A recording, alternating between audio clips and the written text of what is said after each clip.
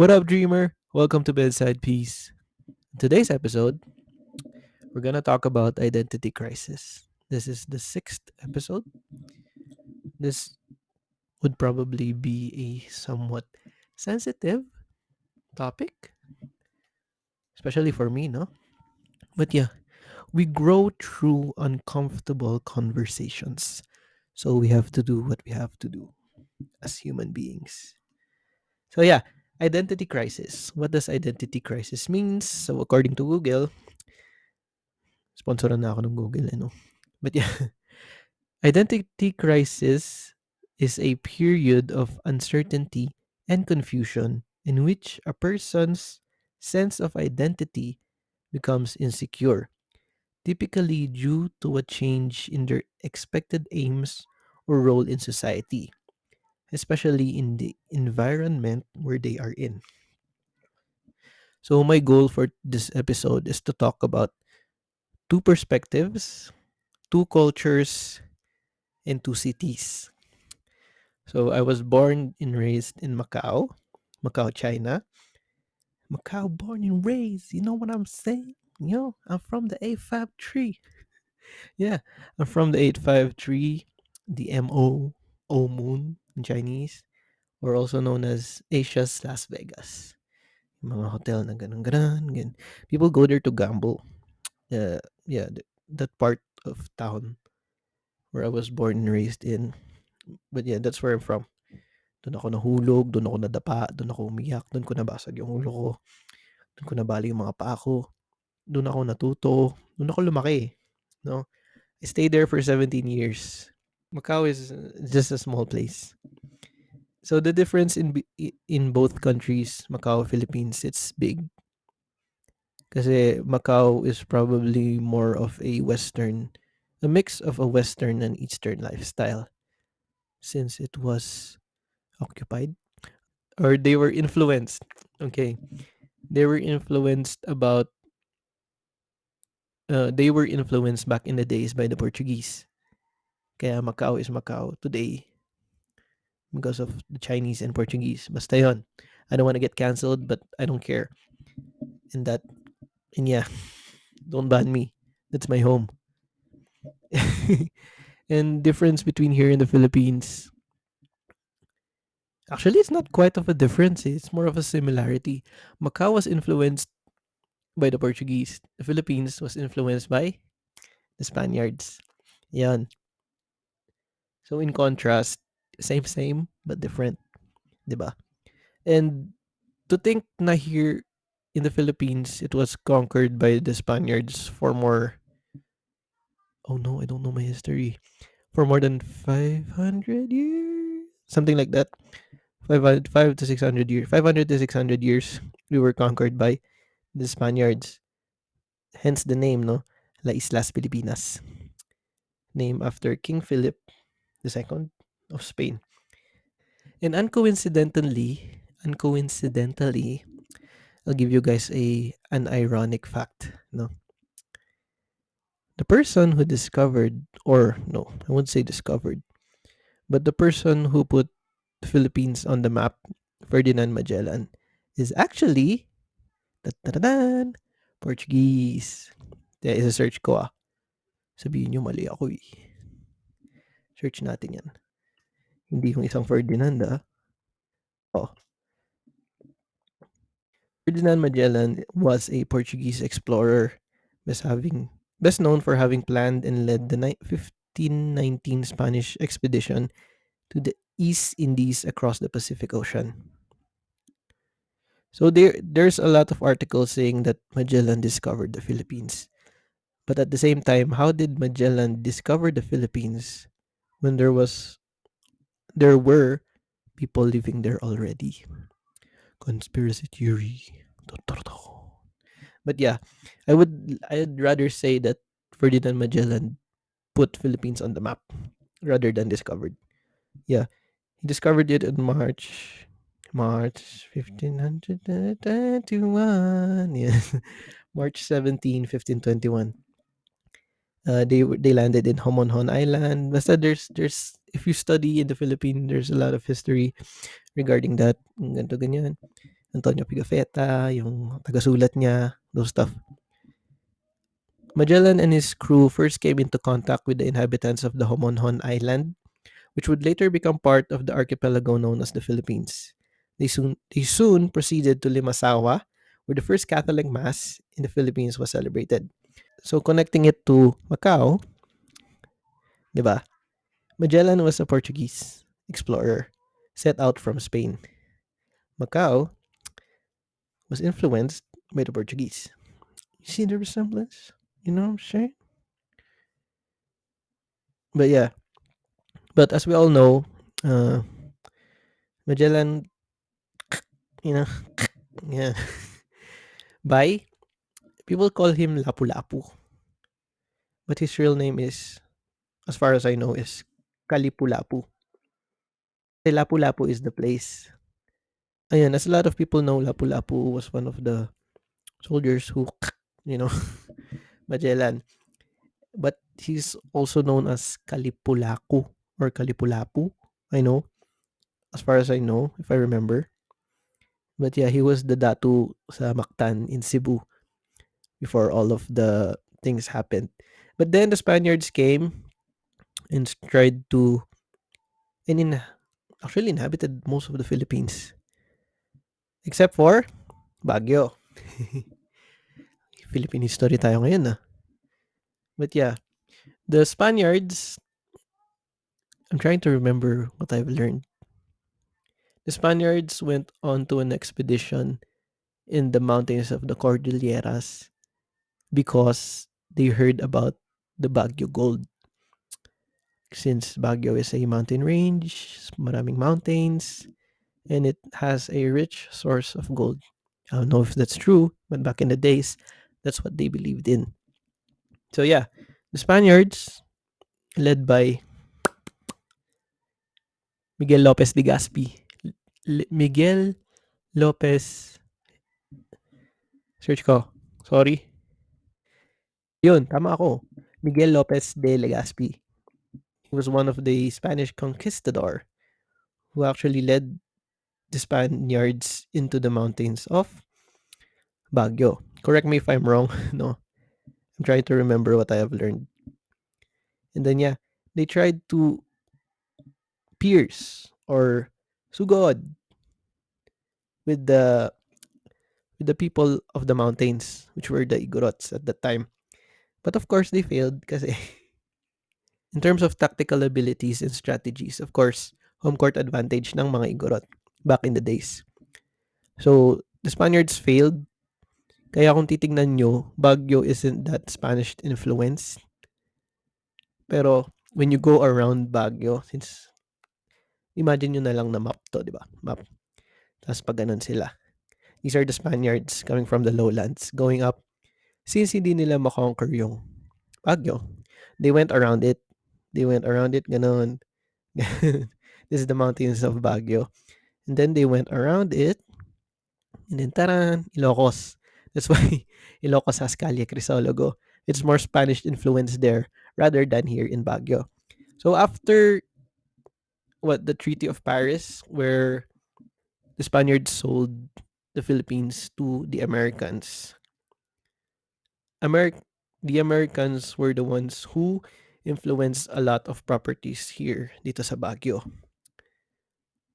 We will call it the benevolent assimilation, but that's for another story. But if you have time to do your research, you know, research about the benevolent assimilation, where they tricked us. But yeah, we love our American people. And yeah, most of the American influences here in Baguio are mostly seen rather than the Spaniards. And then after that, they saw Baguio as a di na gumagana yung tourism na utak ko. But yeah, they saw Baguio as a healing station. They saw Baguio as a place of rest and recreation. So since the air here is different from the air in the lowlands na mainit, especially here in the Philippines, mainit talaga. But if you go to Baguio, it's like you're transported to another world kasi nga ang lamig, ang lamig, which is true. So the Americans saw this as a place for rest and recreation. And this is where they set up country clubs, stuff where or places where the soldiers back in the days could rest in. And then came World War II, and the Japanese came here in the Philippines, and then da da da da da da da da da. Yun, World War II, they fought with the Americans. Most of the places here in Baguio were bombed, and most of the places or the attractions are where the Japanese stayed. So, ayun, yung mga kwento na may multo, totoo po yun, kung saan-saan. Pero kung naniniwala ka or hindi, mararamdaman mo rin naman. But yeah, as long as God is with us, who can be against us? But yeah, those are the differences in both countries, in the places where I grew up in. Macau is more city vibes, should I say? Yeah, Macau is more city, and Baguio is a mix of province and city, since it's Baguio City nga, di ba? But we still have our provincial side that is most evidently seen, especially with the mountain ranges and the pine trees and the weather, and that people have no idea what humid is here in Baguio. Unlike in Macau, uh, when it's hot, it's really hot. But if it's not hot, it's either sticky, the air is sticky, and those stuff. But yeah, I was born and raised there. I lived there for 17 years. I left Macau 2017 to pursue bigger dreams. Ganun. But yeah, I left Macau on 2017 so that I could pursue my studies here in the Philippines. And it has been 6 years since I've moved here. It's now 2023, 2017, 18, 19, 20, 21, 22, 23. Yeah, it's been 6 years. And ayun, so far so good. I finished my studies, I graduated, all that, met new people, met new friends, had new connections, all of that. And then people from back in Macau are actually coming here, which which I love. Cause hello, welcome to Baguio, 'di ba? And it's one of the beauties of the Philippines. So to give you more facts about Baguio, Baguio was called Cafagway before by the first settlers, which are Ibaloys and Kankanais. And for the information of everyone, I am an Ibaloy. They say the first settlers of Baguio, di ba? Baguio is also known as the 2600. So if Macau has the 853, we have the 2600, 2600. You already know here in Baguio. And yeah, it's also called the summer capital of the Philippines because during the summer when it's so hot in the lowlands, people are here. Laging puno ang Baguio during the summer. But I think all throughout din eh, puno rin. It's also called the mountain city because it's literally a city in the mountains. It's also known as the city of pines because of the pine trees that are seen everywhere and you can smell it too. It's also the education hub of the north. I won't mention any schools, but yeah, a lot of people are coming here to pursue their education. It's also known as the UNESCO's creative city. I think we were the first or second first or second in the Philippines to be named a creative city by UNESCO. So yeah, two perspectives, two cultures, two cities. The differences here and the differences back home would probably the mindset. Number one, mindset. People have a different mindset here, regardless if you're a Filipino or not. People view you in a different kind of way, especially if you're from abroad. Uh, the way you dress too is different. Sometimes the simple clothing you have in Macau is actually a wow when you come to the Philippines. But when you see it, it's like, huh? Huh? In Macau, you're like, eh. But in the Philippines, you're like, oh, ganun. Parang ganun. Gets nyo na yun. And yeah. Food. In terms of food, Macau loses this. In terms of food, Filipino food will always be the best, man. I don't care what other people has to say, man. Filipino food, man. Adobo, tinola. I don't. It's people wouldn't call it Filipino because it's more of a mixed cuisines. But yeah, adobo, tinola, lumpia, halo, halo, halo. isaw, barbecue, those stuff. Ano pa? Bigyan niyo ako.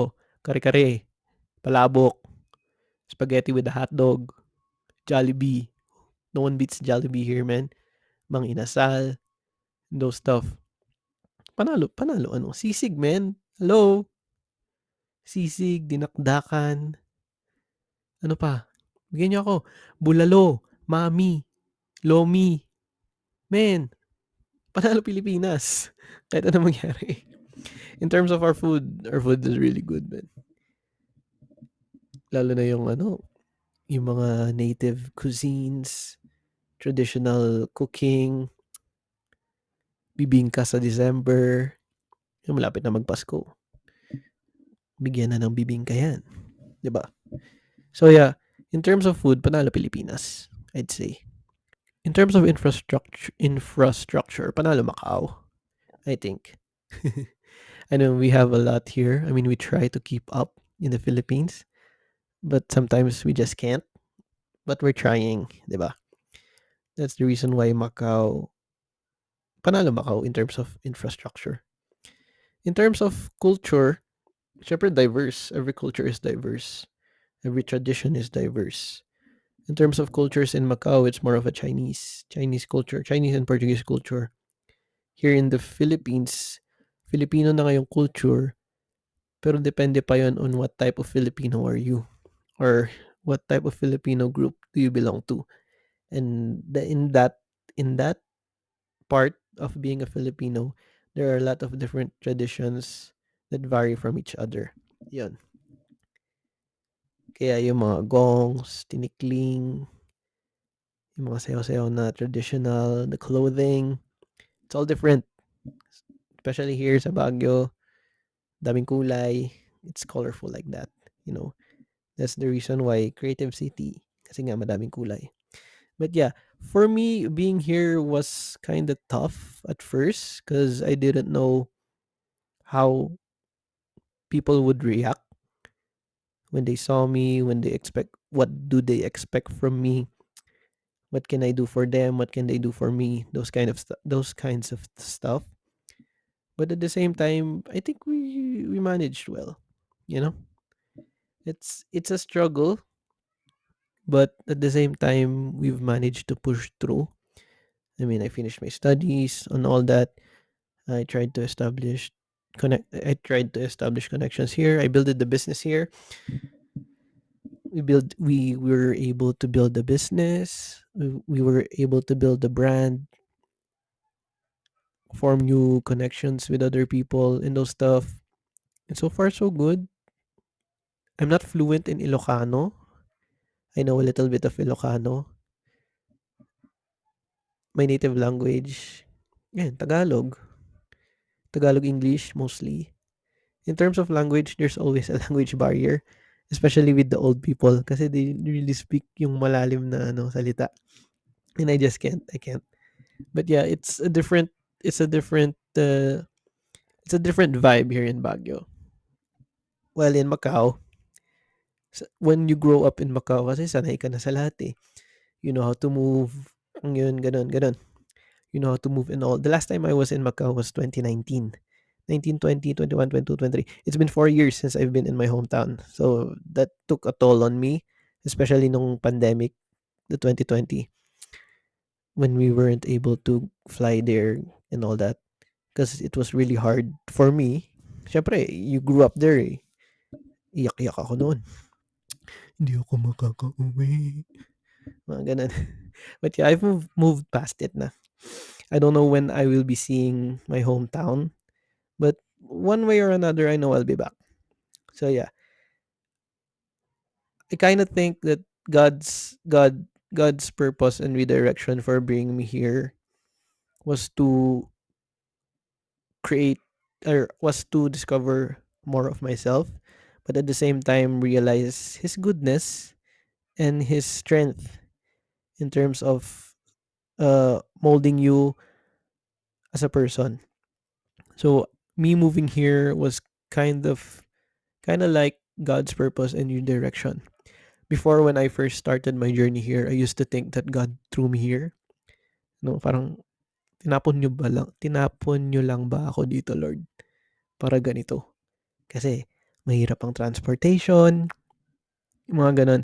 Transportation was so hard here, especially if it's raining, traffic, all of that. Ang hirap. It's a hustle. You need to wait 2 hours in order for you to ride, and then another 1 hour in order for you to get home. For others, it's even worse. Unlike in Macau, 15 minutes, 20 minutes, nasa bahay ka na. 'Di ba?